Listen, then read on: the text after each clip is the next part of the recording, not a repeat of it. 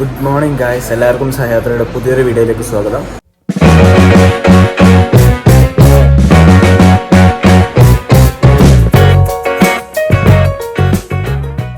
ഇന്നലെ രാത്രി തഞ്ചാവൂർ എത്തിയപ്പോഴേക്കും തന്നെ ടയേർഡായിരുന്നു. അപ്പം നേരെ റെയിൽവേ സ്റ്റേഷനിലേക്ക് വന്നു. ഇവിടെ എ സി ലോഞ്ച് എടുത്തു. അവിടെ പെർ അവർ 30 രൂപീസ് മറ്റാണ്. നന്നായിട്ടൊന്ന് ഉറങ്ങി. ഇതാ രണ്ടാണോ ഇതാ വച്ച മൂടി കിടക്കുന്ന. അപ്പോൾ 7 മണി വരെയാണ് നമുക്കിവിടെ ടൈം. ഞാനൊന്ന് കുളിച്ച് ഫ്രഷായി. ഇനി ഇവിടെ നേരെ ടെമ്പിൾ പോകണം, തഞ്ചാവൂർ പെരിയ കോവിലിൽ പോകണം. ഇവരെ എഴുന്നേറ്റ് വേണം ബാക്കിയെല്ലാം ഒന്ന് ഫൈനലൈസ് ചെയ്യാൻ വേണ്ടിയിട്ട്. എന്താണ് ഇനി അടുത്ത് എങ്ങോട്ട് ആദ്യം പോകണം എന്നുള്ള കാര്യങ്ങളൊക്കെ ഫൈനലൈസ് ചെയ്യാൻ വേണ്ടിയിട്ട് എത്രയും പെട്ടെന്ന്. ഇവിടെ എല്ലാം വാക്കിംഗ് ഡിസ്റ്റൻസാണ്, തഞ്ചാവൂരിലെ ഡിസ്റ്റൻസ് എല്ലാം വാക്കിംഗ് ഡിസ്റ്റൻസാണ്. ഇവിടുന്ന് എത്രയും പെട്ടെന്ന് കവർ ചെയ്തിട്ട് ഹൊഗനേക്കലിലേക്ക് നമുക്ക് തിരിക്കണം. അപ്പം ഞങ്ങൾ 7:10 വരെയായിരുന്നു ചെക്ക് ഔട്ട് ടൈം 7:10 വരെയായിരുന്നു ചെക്ക് ഔട്ട് ടൈം. അവിടെ നിന്ന് ഇറങ്ങി ഇനിയിപ്പോൾ ടെമ്പിളിലേക്ക് പോയിക്കൊണ്ടിരിക്കുമെന്ന്. ഇവിടെ പുറത്ത് തന്നെ നമുക്ക് ലോക്കർ റൂം ഫെസിലിറ്റി ഉണ്ട്. തഞ്ചാവൂരിലെ 24 hours 25 രൂപീസേ ഉള്ളൂ. ഞങ്ങളതെല്ലാം ബാഗൊക്കെ ഇവിടെ വെച്ചിട്ടുണ്ട്. പിന്നെ നമ്മൾ ടെമ്പിളിലേക്ക് പോയിക്കൊണ്ടിരിക്കുമെന്ന്. ഇവിടുന്ന് ടാക്സിക്കാരെല്ലാം അപ്രോച്ച് ചെയ്യും. ഒന്നും എടുക്കേണ്ട ആവശ്യമില്ല. ഇവിടുന്ന് ആകെ നടക്കേണ്ട വാക്കിംഗ് ഡിസ്റ്റൻസ് മാത്രമേ ഉള്ളൂ. അപ്പോൾ ആരെങ്കിലും വരുന്നുണ്ടെങ്കിൽ ചുമ്മാ ടാക്സി ഒന്നും എടുക്കാതെ വെക്കുക. അതെ, അല്ലേ പറയുന്ന പോലെ തന്നെ ആകെ 2 കിലോമീറ്റർ ഉള്ളൂ വാക്കിംഗ് ഡിസ്റ്റൻസ്. ഞങ്ങളിപ്പോൾ തഞ്ചാവൂർ പെരിയ കോവിലേക്ക് പോയിക്കൊണ്ടിരിക്കുന്നത്. വാക്കിംഗ് ഡിസ്റ്റൻസ് ആണ്. ആദ്യം എവിടെയാണ് പോകുന്നത്, കാരണം ഇപ്പോൾ സമയം 7:30 ഉള്ളൂ, 7:30 AM. അപ്പോൾ ടെമ്പിൾ ആ സമയത്ത് ഓപ്പൺ ആയിരിക്കും. ബാക്കി 2 ഡെസ്റ്റിനേഷൻസും ഓപ്പൺ ചെയ്യാൻ വേണ്ടിയിട്ട് എങ്ങനെയും 9 o'clock 10 o'clock ആവും. അപ്പോൾ ആദ്യം ടെമ്പിൾ കവർ ചെയ്ത് കഴിഞ്ഞാൽ ഞങ്ങൾക്ക് ഇവിടുത്തെ ഡെസ്റ്റിനേഷൻസ് എത്രയും പെട്ടെന്ന് കംപ്ലീറ്റ് ചെയ്തിട്ട് ഇന്ന് ഉച്ചയ്ക്ക് മുന്നേ തന്നെ അടുത്ത സ്പോട്ടിലേക്ക് പിടിക്കണം എന്നാണ് നമ്മളെ പ്ലാന്.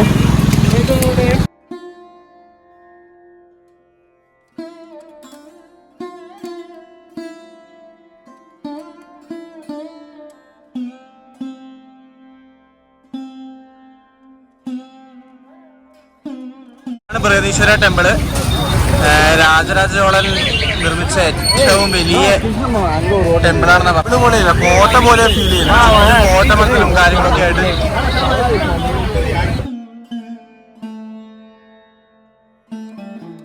നല്ല റഷുണ്ട് ഉള്ളില്. സൺഡേ ഞങ്ങൾ സാധാരണ ഒരു റെസ്റ്റ് ഡേ ആക്കാന്ന് വിചാരിച്ച കാരണം ടൂറിസ്റ്റ് സ്പോട്ടെല്ലാം നല്ല റഷ് ആവുന്നുണ്ട്. പിന്നെ ടെമ്പിളും മ്യൂസിയം ഒക്കെയാണ്, സിറ്റിയാണ്. അതുകൊണ്ട് പിന്നെ ഇന്ന് കവർ ചെയ്യാം എന്ന് വിചാരിച്ചു. ഗായ്സ് ഇത് നോക്കിയാട്ടെ, എജാതി ആർക്കിടെക്ചറാ.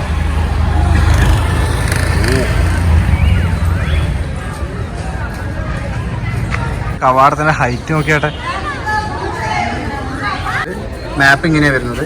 നമ്മളിതാ ഈ പോയിന്റിലേ അല്ലേ, ഈ ഗ്രീൻ പോയിന്റ് കാണുന്നത്. ഇതാ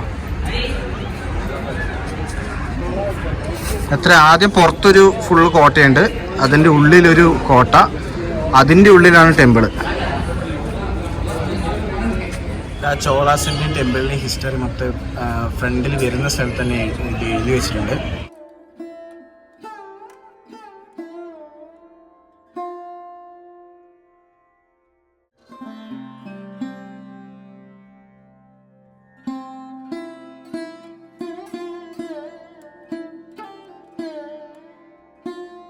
സെക്കൻഡ് ഗേറ്റ് വന്ന് റൈറ്റ് സൈഡിൽ തന്നെ ഇവിടെ clock room and shoe repository ഉണ്ട്.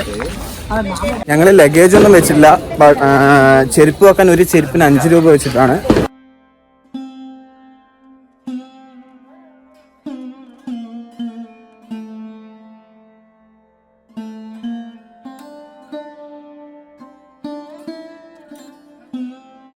ഇതാണ് നടരാജ മണ്ഡപം. ഈ നടരാജ മണ്ഡപത്തിനെ പറ്റിയിട്ടാണ് ഇത് എഴുതിയിരിക്കുന്നത്. ഇത് മണ്ഡപത്തിനുള്ളിലെ നടരാജ വിഗ്രഹമാണ്. ഇത് രാജരാജ ചോളൻ തന്നെ നേരിട്ട് കൊടുത്ത വിഗ്രഹമാണ്. ഒരു വലിയ നന്ദി വിഗ്രഹമുണ്ട്.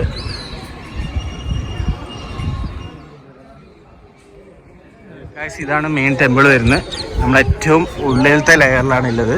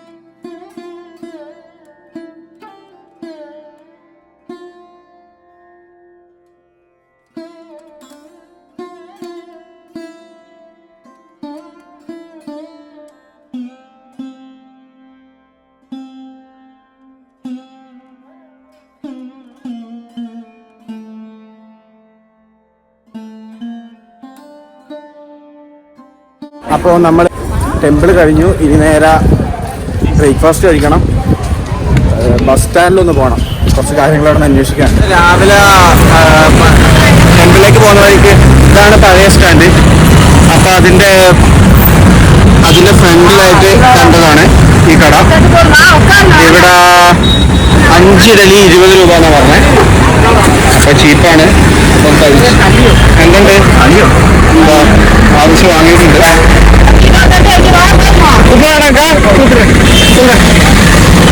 കുഴപ്പമില്ല, അഡ്ജസ്റ്റ് ചെയ്യാം. അപ്പോൾ എന്തായാലും ഇത് ബ്രേക്ക്ഫാസ്റ്റ് നമുക്കിത് കഴിക്കാം. ഇപ്പം നമ്മൾ പാലസിലേക്ക് പോയിക്കൊണ്ടിരിക്കുന്നത്, തഞ്ചാവൂർ പാലസിലേക്ക്. ഞങ്ങൾ ഈ തഞ്ചാവൂർ മെയിനായിട്ട് 3 സ്ഥലമാണ് പോകുന്നത്. ഒന്ന് നമ്മളിപ്പം പോയ ടെമ്പിള്, പിന്നെ ഒന്ന് തഞ്ചാവൂർ പാലസ്, പിന്നെ ഒന്ന് തഞ്ചാവൂർ മ്യൂസിയം. ഈ 3 സ്ഥലമാണ് നമ്മൾ തഞ്ചാവൂരിലുള്ളത്. ഇതിൽ 3 സ്ഥലവും നമ്മൾ റെയിൽവേ സ്റ്റേഷനിലോ ബസ് സ്റ്റാൻഡിലോ നിൽക്കുവാണെങ്കിൽ അതിൻ്റെ ഏറ്റവും അടുത്ത് വാക്കിംഗ് ഡിസ്റ്റൻസ് തന്നെ പറയാം. പലരും പറയും 3-5-6, ഇവിടുന്ന് ഇഷ്ടംപോലെ ഓട്ടോക്കാർ ഞങ്ങളോട് പറഞ്ഞാണ് 6-7 കിലോമീറ്റർ ഉണ്ട്, 6-7 കിലോമീറ്ററിൽ ഓട്ടോന് പോവാം, അല്ലെങ്കിൽ 5-6 കിലോമീറ്ററിൻ്റെ പോവാം. ടാക്സിക്കാർ അങ്ങനെ വന്ന് പറഞ്ഞിട്ടുണ്ട്. എല്ലാം വാക്കിംഗ് ഡിസ്റ്റൻസാണ്. 1 കിലോമീറ്റർ അല്ലെങ്കിൽ അത്ര 1.2 കിലോമീറ്റേഴ്സ് മാക്സിമം, അത്രയൊക്കെ ഉള്ളൂ. എല്ലാം വാക്കിംഗ് ഡിസ്റ്റൻസാണ് ഈ 3 ഏരിയാസ്. ഇതാണ് ഫേമസ് ആയിട്ടുള്ള തഞ്ചാവൂർ ബൊമ്മ. അതായത് നമ്മൾ പണ്ട് മുട്ട കൊണ്ടൊക്കെ ഉണ്ടാക്കല്ലേ, തിരിച്ചാലൊക്കെ നമ്മൾ ബാലൻസ് ചെയ്തിട്ട് നേരെ നിൽക്കുന്നത്, അതാണ് ഇത്. തഞ്ചാവൂർ തലയാട്ടി ബൊമ്മ അതൊക്കെ ഭയങ്കര ഫേമസ് ആയിട്ടുള്ളതാണ്.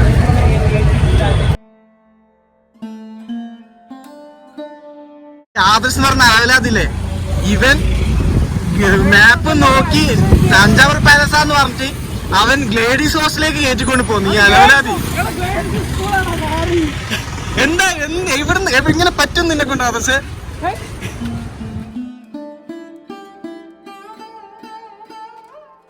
ഞങ്ങള് തഞ്ചാവൂർ പാലസ് കാണുന്ന കാര്യം സ്കിപ്പ് ചെയ്തു. കാരണം ഞങ്ങളിവിടെ വന്ന സമയത്ത് അവിടെ എന്തോ വർക്കൊക്കെ നടക്കുന്നുണ്ട്. അപ്പോൾ പുറത്ത് വന്ന ഒരു മലയാളി ടീംസ് ഉണ്ട്, അവരോട് ചോദിച്ച സമയത്ത് പറഞ്ഞ് ഒന്നുമില്ല, കാര്യമായിട്ട് അവിടെ മൊത്തം പണി നടക്കുമെന്ന് പറഞ്ഞു. അപ്പോൾ അങ്ങോട്ട് എൻട്രി ഫീസ് തന്നെ 50 റുപ്പീസ് ഉണ്ട് പെർ പേഴ്സൺ. അപ്പോൾ ചുമ്മാ അതും കൊടുത്ത് ഉള്ളിൽ കയറിയിട്ട് അത് ഒന്നും കാണാത്തതുകൊണ്ട് അത് ഞങ്ങളങ്ങനെ സ്കിപ്പ് ചെയ്തു. ഞങ്ങൾ അടുത്ത സ്ഥലത്തേക്ക് പോകുന്നു, തഞ്ചാവൂർ മ്യൂസിയത്തിലേക്ക്. ഞങ്ങൾ വരുന്ന വഴിക്ക് ഇവിടെ ഫുള്ള് ഷോപ്പിൽ നല്ല തിരക്ക്, അടുക്കാൻ പറ്റുന്നില്ല. ചോദിച്ചപ്പോൾ എന്തോ കമ്പം കൂട് എന്ന് പറഞ്ഞ എന്തോ സാധനമാണ്, നല്ല ടേസ്റ്റ് ഉണ്ടെന്ന് തോന്നുന്നു. അപ്പോൾ എന്തായാലും ട്രൈ ചെയ്യാമെന്ന് വിചാരിച്ചു. റോജ കുടിച്ചിട്ട് എങ്ങനെയുണ്ടെന്ന് പറ.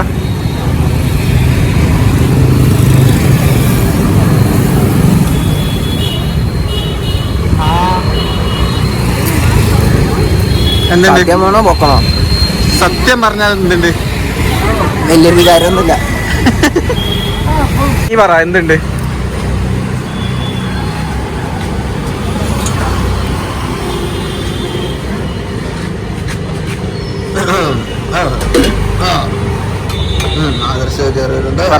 എന്താണ് എന്തുണ്ട്? Variety taste. സത്യസന്ധമായിട്ട് പറഞ്ഞാല്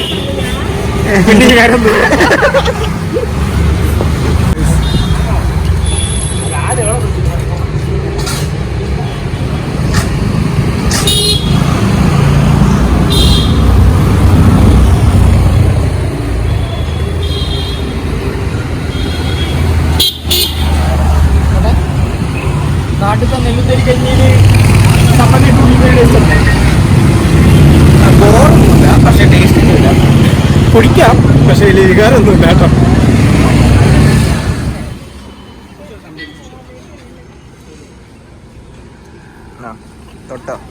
തൊട്ടോ നിൽക്കോ?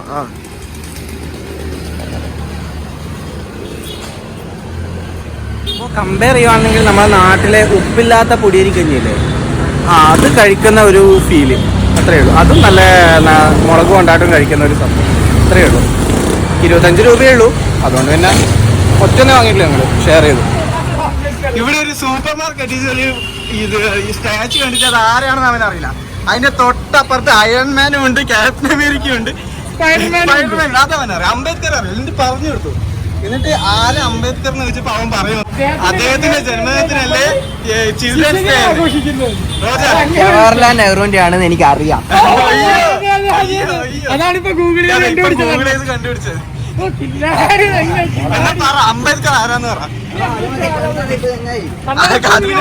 അത് എന്തിനാന്ന് പറ.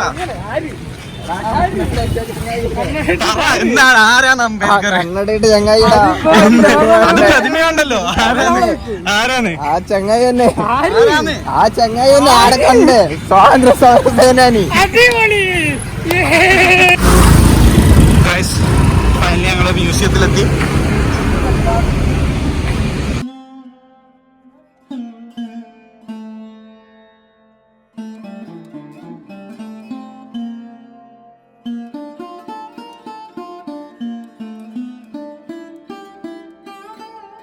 ടിക്കറ്റ് ഉണ്ട്. അഡൾട്ട്സിന് 20 രൂപ ഒരാൾക്ക്, കുട്ടികൾക്ക് 10 രൂപ. നല്ല നല്ല തണുപ്പുണ്ട് കേട്ടോ ഇതിനുള്ളിൽ.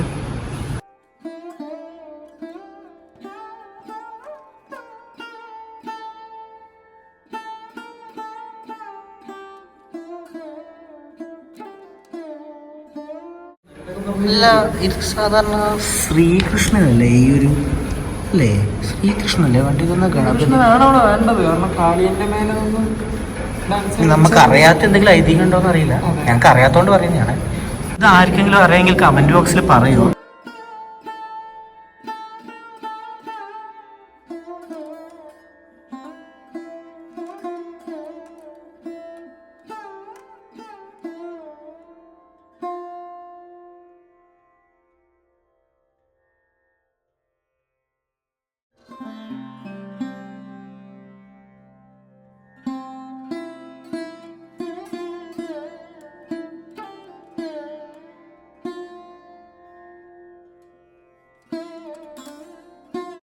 കാലത്ത് താഴെയുള്ള ഗ്രന്ഥങ്ങളെല്ലാം ഈ കവർ ചെയ്തിട്ട് പൊതിഞ്ഞ് സൂക്ഷിക്കാൻ ഉപയോഗിക്കുന്ന തുണികളാണിത്.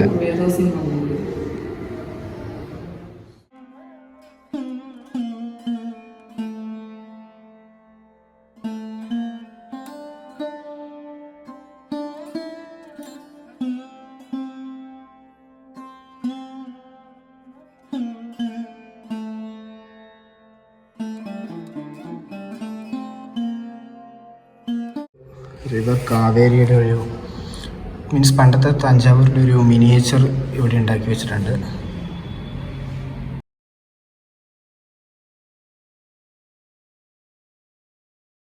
ഇത് ഈ വരുന്നത് അമരാവതി നദി. ഓക്കെ. അത് ഭവാനി നദി. ഓക്കെ. അപ്പുറത്തുള്ളത് എനിക്ക് സംശയം പേരും പേർക്കറിയില്ല. ഇത് നെയ്യാലോ അതേതോ ഒരു എല്ലാം കൂടി അവിടുന്ന് വരുന്നത് ഒഗനക്കല്ല് ടച്ച് ചെയ്തിട്ട് വരുന്നു. ഇത് 3 ഇവിടുന്ന് ജോയിൻ ആവുന്നു. എന്നിട്ട് ഇത് തഞ്ചാവൂരേക്ക് വിടുന്നു. ഇത് തഞ്ചാവൂർ പെരിയ കോവില് നമ്മളിപ്പം പോയത്. ഇത് ഇത് ധാരാസുരം ഈ അമ്പലം. അതിൻ്റെ അപ്പുറത്തുള്ളത് ഗംഗൈകൊണ്ട സോളപുരം. എല്ലാം കൂടി ഈ ഗംഗൈകൊണ്ട സോളപുരമായിരുന്നു ഒരു 250 ഇയേഴ്സ് അറൗണ്ട് 250 ഇയേഴ്സിന് ഫുൾ ചോള എംപയറിൻ്റെ ക്യാപിറ്റൽ.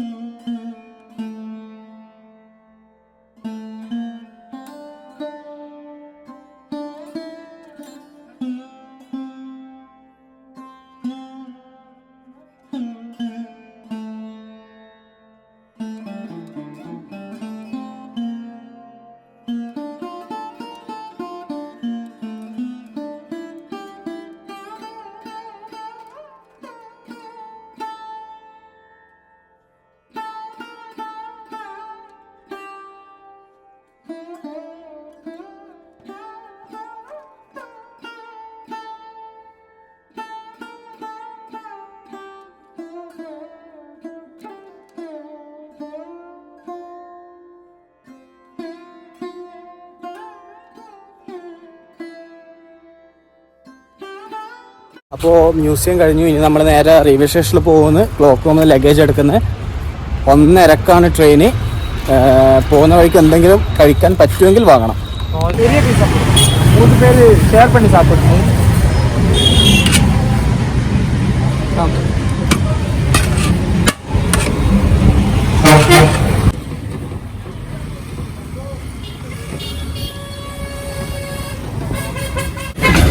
അപ്പോൾ ഭക്ഷണം കഴിക്കാൻ വേണ്ടി ഇരുന്നാൽ ട്രെയിന് കിട്ടാൻ ചാൻസ് ഇല്ല. അതുകൊണ്ട് ഞങ്ങൾ ഭക്ഷണത്തിലേക്ക് വന്നതാണ്. ഈ റോഡ് സൈഡിലൊക്കെ ഒന്ന് ബിരിയാണി കിട്ടുന്ന മറ്റേ ഭായിമാരെ ബിരിയാണി ഇല്ലേ, അത് അത്യാവശ്യം ക്വാണ്ടിറ്റി ഉണ്ടായിരുന്നു. 50 രൂപ അത്യാവശ്യം ക്വാണ്ടിറ്റി ഉണ്ട്. ഒരു ഫുള്ളിന് വിത്ത് ചിക്കൻ 100ഉം ഒരു ഹാഫിന് 50.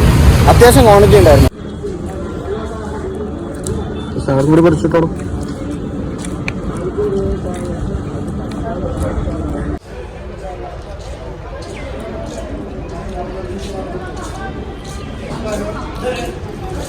കുഴപ്പമില്ല. പിന്നെ തമിഴ്നാട്ടിലെ ബിരിയാണിയെല്ലാം തന്നെ ആയിരിക്കും. ഇത് പെട്ടെന്ന് ആയിരിക്കട്ടെ.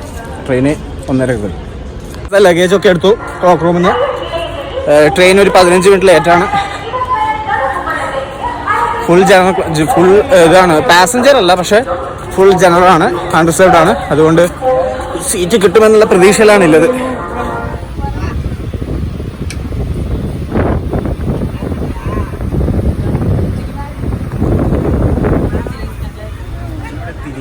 തൃച്ചി റെയിൽവേ സ്റ്റേഷനിലെത്തി. ഇവിടെ നിന്ന് ഇപ്പം ഒരു 3:30 ഒരു ട്രെയിൻ ഉണ്ട്.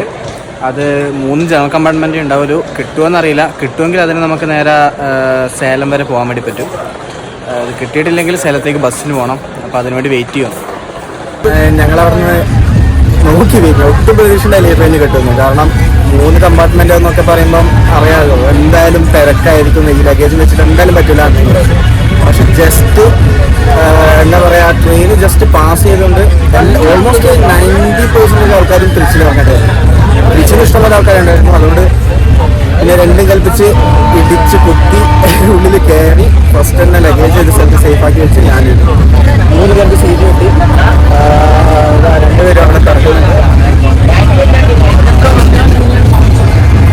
അപ്പോൾ ഇവിടെ വരുമ്പോൾ മലയാളി വിളിക്കാൻ വേണ്ടി ഇനിയിപ്പം 7:47 സേലത്തെത്തുന്നു പറഞ്ഞത്. സേലത്തെത്തിയിട്ട് 7:47 ആകുമ്പോൾ അവിടെ നിന്ന് പിന്നെ ധർമ്മപുരി പോകാൻ പറ്റുമില്ലെന്ന് അറിയില്ല. അങ്ങനെയാണെങ്കിൽ ഇന്ന് സേലത്ത് സ്റ്റേ അടിക്കാനാണ് ചാൻസ് ഉണ്ടാവുക. എനിക്ക് സേലത്ത് ധർമ്മപുരി കിട്ടിയെങ്കിൽ ഞങ്ങൾ അങ്ങോട്ടേക്ക് പോകും, എന്നിട്ട് അവിടെ സ്റ്റേ ആയിരിക്കും. എന്തായാലും രാവിലെ ഞങ്ങൾക്ക് ഹൊഗനക്കലിലെത്തുന്ന രീതിയിലായിരിക്കും പ്ലാനിങ്. ഞങ്ങളിവിടെ സേലത്തെത്തി. അപ്പോൾ ലാസ്റ്റ് ബസ് 8 മണിക്കാണ് ഹൊഗനക്കലിലേക്ക്. അപ്പം ഇന്ന് ഇവിടെ നിന്ന് ഏർലി 3 ട്രെയിനുണ്ട് ധർമ്മപുരിയിലേക്ക് പോകുന്നത്. അത് കിട്ടുമോ നോക്കണം. അത് കിട്ടിയിട്ടില്ലെങ്കിൽ മീൻസ് ഭയങ്കര റഷാണെങ്കിൽ മോർണിംഗ് ധർമ്മപുരിയിലേക്കോ ഹൊഗനക്കലിലേക്കോ ബസ്സിന് പോകണം. AC ലോഞ്ചിൽ നിന്ന് കുളിച്ച് ഫ്രഷായി. ഇനി നമ്മളെ 12:30 ആദ്യത്തെ ട്രെയിൻ വരുന്നത്. അതിന് കയറാൻ പറ്റുമെന്ന് നമുക്ക് നോക്കണം. ഞങ്ങൾ സേലത്ത് നിന്ന് ആ പറഞ്ഞ മൈസൂർ ട്രെയിന് കയറി. ഇത് ജനറൽ കമ്പാർട്ട്മെൻ്റ് ആണ്. ജനറൽ കമ്പാർട്ട്മെൻറ്റിൽ കാണുന്നത് ഫുള്ള് തിരക്ക. എനിക്ക് ബാഗ് പോലും വെക്കാൻ സൗകര്യം കിട്ടിയിട്ടില്ല. ഇവൻ്റെ ബാഗ് നിലത്ത് വെച്ചു, ഇവിടെ വെച്ചു. എനിക്ക് ബാഗ് നിലത്ത് വെക്കാൻ കൂടി സ്ഥലം. വെയിറ്റ് ഇപ്പം അറിയുന്നില്ല, നോക്കട്ടെ. ഞങ്ങൾ മിഡിലൊക്കെ കുറേ സ്ഥലങ്ങളൊക്കെ കയറി. പക്ഷേ ഇവിടെ കയറിയപ്പോൾ മനസ്സിലായത് അവിടെ മൊത്തം ആൾക്കാർ ഇരിക്കുമായിരുന്നു. ഇങ്ങനെ പണി കിട്ടിപ്പോയി. ഇന്ത്യൻ റെയിൽവേയിൽ സാധാരണ നൈറ്റ് യാത്ര ചെയ്യുന്ന ആൾക്കാർക്ക് ഇതത്ര വലിയ പുതുമുള്ള കാഴ്ചയായിരിക്കില്ല. പക്ഷേ ഞാനിതുപോലത്തെ അവസരത്തിൽ ഇതിപ്പോൾ 2-3 തവണയായിട്ടേ ഉള്ളൂ പെടുന്നു. അപ്പോൾ ഈ വീഡിയോ ഇവിടെ വെച്ച് സ്റ്റോപ്പ് ചെയ്യുമെന്ന്. ധർമ്മപുരി എത്തിയ മുതൽ നെക്സ്റ്റ് വീഡിയോ സ്റ്റാർട്ട് ചെയ്യാം. ഇതുവരെ വീഡിയോ ലൈക്ക് ചെയ്യാത്തവർ ലൈക്ക് ചെയ്യുക, ഷെയർ ചെയ്യുക, കമൻറ്റ് ചെയ്യുക. മറ്റൊരു വീഡിയോ വരുന്നവരെ ബൈ ഫ്രം സഹയാത്രിക.